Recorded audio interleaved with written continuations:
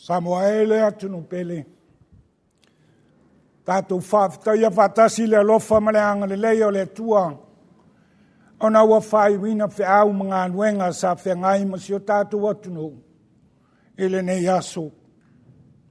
Lea lea, pāla wai ma le whalo alo e o maia, se o tātou tāpua i le tua.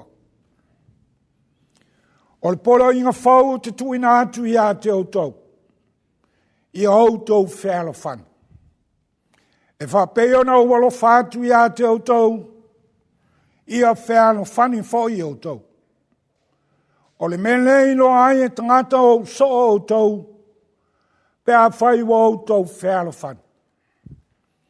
Se o tātou tālu mole angang paia. Angang paia e, ua whanau na wātu o mātou loto masi o mātou watunu. Ina se ia e alofa e te fio maia, aia ina o mātou loto, pāpatiso ina i mātou uma, masi o mātou watunu nei. A o mātou o vātu le nei tāpua inga i la u fio. Ia i wai mea uma mātou te whai, i le whasilisili o lau lava vi inga. O no Yesu wala tuai le nei talo. Amene. O le whaitawina o le tuspaia. Tuswhiwhiria o le nei a fiafi o mau mai li whenga inga whau. Evangelian whamawina Ioane o lana matau pas fulu ma le tolu. O te whaitawina le whaiupa e tolu sfulu ma le ono. Se whangata mai le tolu se fulu ma le vanu. Our Bible reading for this evening is taken from the New Testament. Gospel according to St. John chapter 13. I shall be reading from verses 36 to verses 38. I will read it from the Samoan translation. Whāwhongamaya o a fionga pa ia lo tātou atua. Ua whai mai simona pe telu ia te ia. Leli ie.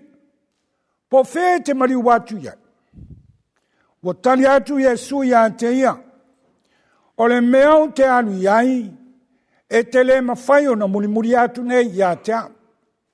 Au se aso e te mulimuli atu ai ia te a. Ua whai mai pe telu ia te ia. Leli ie. Pese ane mea o te le mawhai ai o na mulimuli atu nei ia te oe. O te tuina atu lo wola ona oe. Wa tali atu Yesu ia te ia. E te tuina atu ea lo wola ona oa. E moni au te whai atu ia te oe. E le vivini moa se ia e whawhiti whaatonu mai ia te a. Whamanuia le atua i la utou whaafonga o whaitawina nisi o ana a fionga. I tūmawat pe ia te ia le vi inga nei se ia o le whaavavau lava. Amene. La unga le swafa malu le atua le tama. Le alo male ngang pa ia. Amen. O nei mawhauwhaunga e taitai na ai tātou ni nei e fiaf. Wau whiriwhiria le whai upe tolu sifulu ma le walu o le tusi sa whaitawina e whai mamatua. E whaapelo na whaitawina. Wa tali atu Yesu ia te ia. E te tuina atu e lo wola o nawa. Jesus answered, "Will you lay down your life for me?" Mana tua ma whawhaunga e teitai ai tātou e loa i tā ua i le ituai ngā o langa o lo tā olai. E loa i tā ua i le ituai ngā o langa o lo tā olai. E ai le tautua whasamoa e tau o le tautua toto. O le tautua e tū a toa i le olo le tangata. E tautua mga lua e pui ai le saunga le muolo na mtai. E le whawhiti. E le palai. Ele alo mamau. Ele kea pe whaingata pe whaingofie. Ele popole pe mamafa matinga. Ele pofolevo pe ola pe oti ai. Paula malana wha mafa. Ole ngā lue mole saunga le muolo na mtai. Ole pangaine ole toe fesile o Yesu ia petelu. I upu ia na whainei mo a tātu mtua. E te tuina atu e ano wola onawa. Tusa o leo whape atu Yesu e te moi petelu. E sao lau tala petelu. Ai e te mawhaia petelu. O na tuina mai lo wola onawa. E mawhai. Samoa. Po whea la maulo tātu tuai. O whea o tā ngā lue. O whea o tā olai. O lo tā i loa le nao Yesu. E lo wha pe whea. O le ani tali tonunga lo e nofo moi. E winga i le loa Yesu. E tani lama i le tua i ngā tautua o lo tā ngā lulue ai. E tani le tūlanga o lo e soifua ma o wola ai. Le moni ma le whaamaoni o a tātau tinonga. Sile i le tautua a Utah. E le pide lama o na tewa i fafo. Ua le mawhai e so na whaamaoni. O na la vea ilo na matai. Ai fola fo i e petelu. O te tuina atu la wola ona o Yesu. O leo o tuli loa Yesu leo folea. O le manatu le lau. O leo langa le mana malama. O lo whamatala ina e le a mio ma mea o whaia. Ma ia yuta. Ma futa ma Yesu i tausanga i tele. Aina whao ngai satani. E a wala mai ele na whaatalata ina ma le pueina o Yesu. O lona winga. Pauale o le malo si wo iai. Le lo yuta o lona mutai. O yuta le un tatou manam la mau mai ai o le whaalata. Whaamata. E leo lata ane lea wha. Langinga ia te oe. Vai pele o olo whaangai satane wha vai le si o uso a tangata. I oe, e loi ta ua i leo langa o lo ta ola ai. Vai ama le whaanoa noa Samoa i lunga o ta penga wha i langi. Nisi o le au wha sala lau. E mata te tele mai ai, luma le suafa o le li. Ai o ngana o lo whaunga ina ua ova le whaasau siri. O atangi ai so whaalo alo o le li. I oe, e longo fie i tā ua, e le itua i ngā o langa o lo e ola, e ala i lau ngana o lo whaatino, ai lau tautua ma lau ngānue. O upu whaasau siri, upu whaalumaluma, ngana ia oe, o upu ia o whaavai ia le suaf, le soi fua tautua o isi uso atanga. O se fina ngalo le nao leli. E longo fia pe telu ilo na talaoso. E vai mua iso se mea. Kama ia manao e nao ia lama mea uma. E manatu nao ia lama e atamai. Nao ia e sila fia la wale fatino ai ngā luenga. Ai o lewa na mafuta ma Yesu ai seame na le whaiai. O lewa maua i Samoa i tua i ngā olanga ia. Le au tau whaase se ma le au ofo tele. E manao e vai ma whalonga uma tangata ofo tele. Ai olo i na whaatino. A matalo na whaataftafa. E te tele i tonu o wharewhai ngā luenga. E maua i te tonu o nuu maa whioanga. Wa ola mai tonu e kale sia ma ulotu. Ola fesili. O fea o ta oto ai le wha maoni e whai mau au nā le atua. O fea na whai ai le ofo pete. Feta lai sao ai Jesu. Petelu. O te whai atu i atoe. E le vivini moa se i e whawhiti whatoru i atea. Sa tatau i a petelu na matua manga whangafa. Mama fau lolo to awa o lea wa fitalai tu sao Yesu ya teia. Malei tua i ngā tautua o lau ia whaia. Tautua pepelo ma le moni. O le tautua na whai le loto e le lei.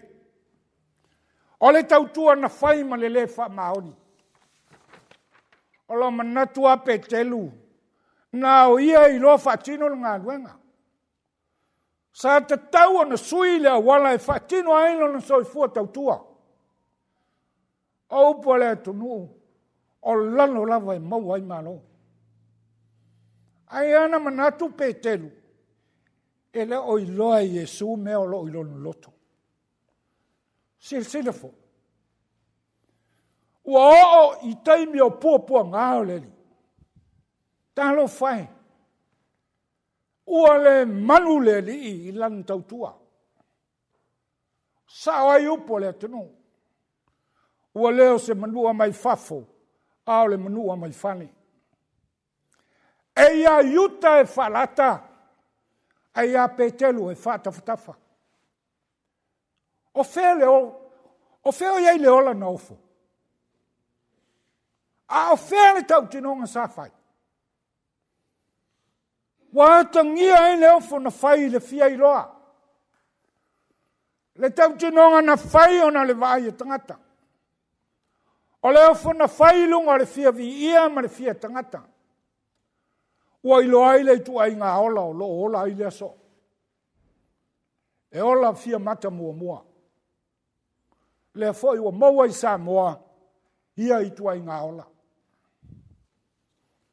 Na wha masino ina i Yesu e kai iafa ma le au ostau langsili. Ai wha masino e au nau le maota petelu. Na ai Yesu ilo na soifua e ofo mo le lalangi ang sala.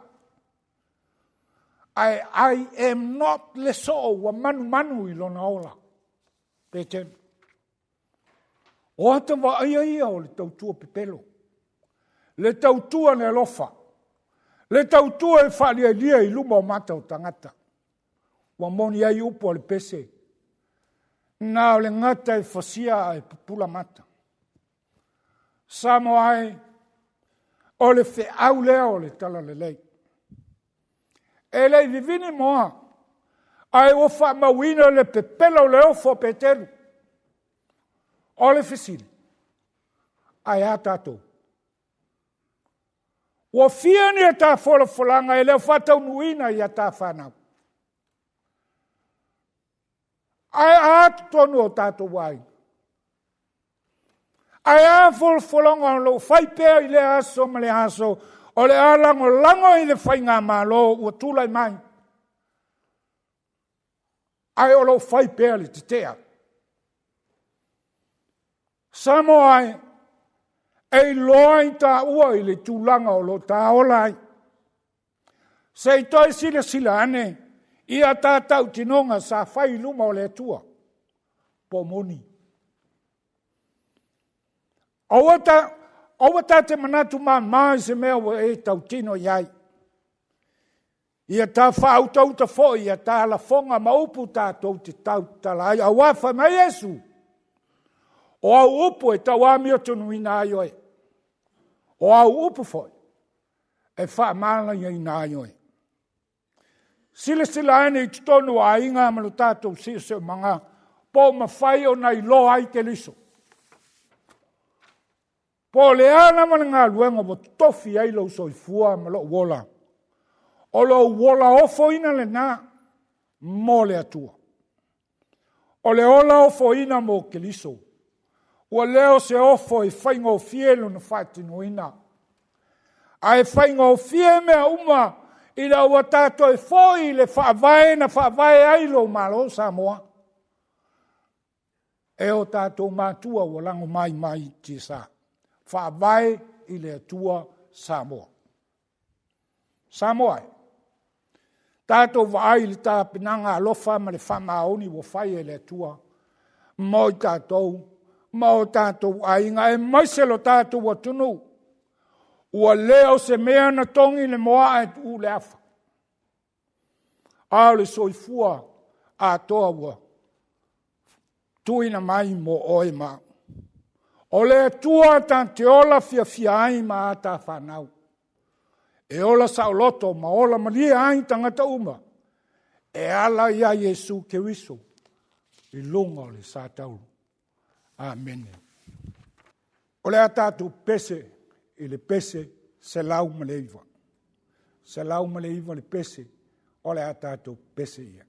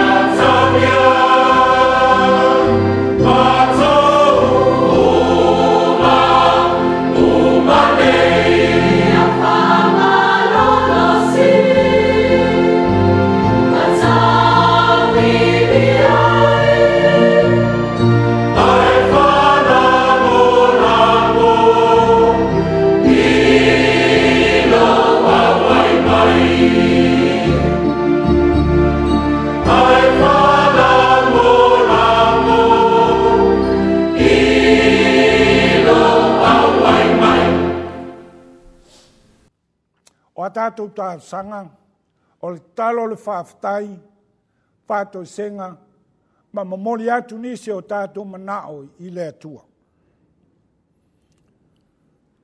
Le atua tau tā sipa iai, wa ifo mapuna na watu lo watunu i le nei Afiafi. Se i whaaleo la mātou nganga whaafitai, ma le nganga o le whaamalo, Ono lo walofa pale ma lo walofa le whātua o ia I lo mātou wola. Ua whai wina whiau mga anuenga sa whengai ma lo watunu I le māla malama ua mawatu. Ai ao na ia mātou whanau I tutonu o whale aonga. Ua mātou sapi ai whamunianga o le ola. Awa sa e pui pui ma la vea ino mātou wola I awala uma sa wia I le nei aso.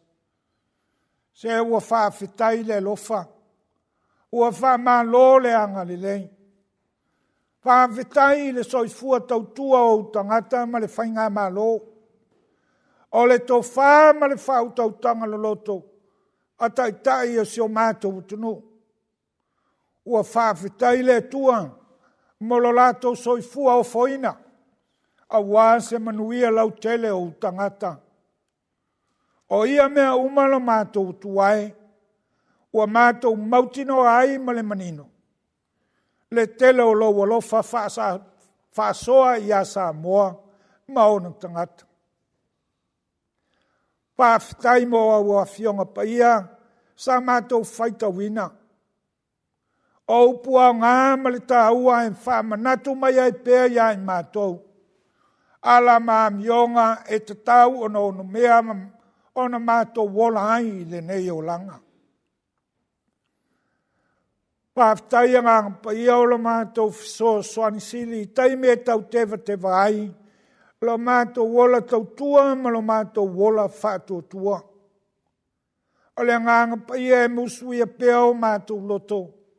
Ina ia mawai lo mātou loto te tele I taime o lui tau. Ma taime whainga tāo lo mātou wola. Ai siri lo mātua ngang whawhtai. Le taulanga e tasi na saunia e lau fio. E ala I lo soifua ma mana o foina mai. Ina I o mātou maua leola. Ma maua atili ai pēlama. Tu mau I lau fio le vi inga ma le whanetanga. Nei e o I le whawavau. Pangalo mātou māsiasi le tuai. Pe ao mātou mā whauwhau I o mātou winga mā mionga I aso whaiso. Wale o whatasi lo mātou taulangi o Samoa e whamai I lau fio. Mā mātou wā mionga I aso whaiso. Tele ina mātou si il tā I a mātou ngana mā mionga.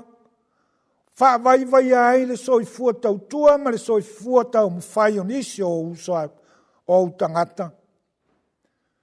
Wale atangia fufonga lofo la ufio I a mātou whātinonga. Ma la mātou au nanga. O le ana lea le tuai. Mātou te ole ma wala au. Sisila mai a fufonga lofa I le I fonga lo watuno.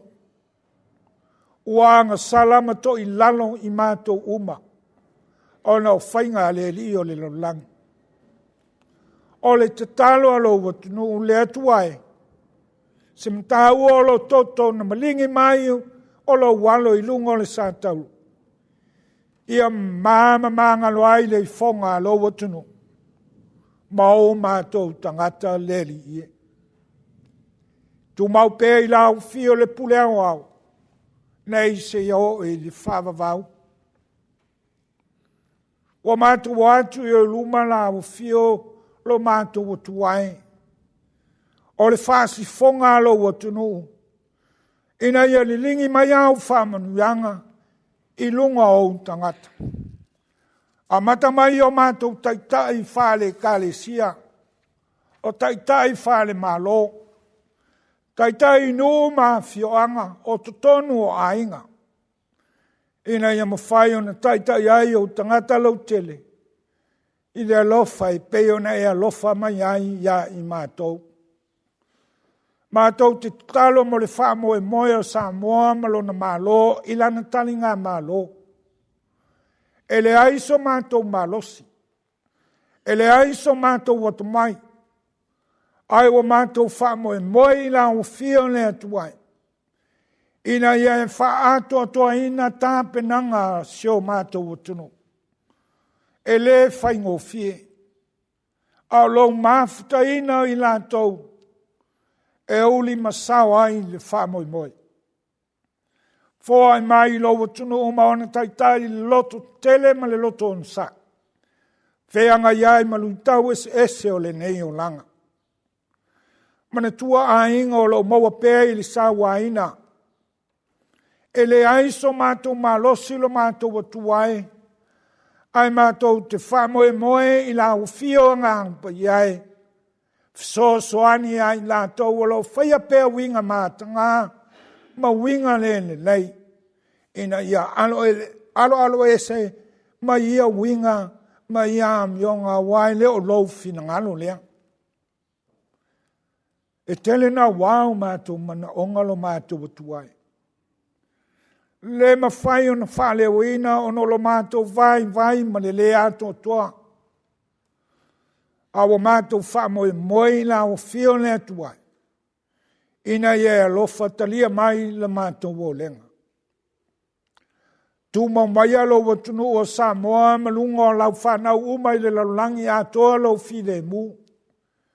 Le alofa siri ese o Yesu le li ma le whaola. Ma le maaftanga whai pēa ma oe ngang paia.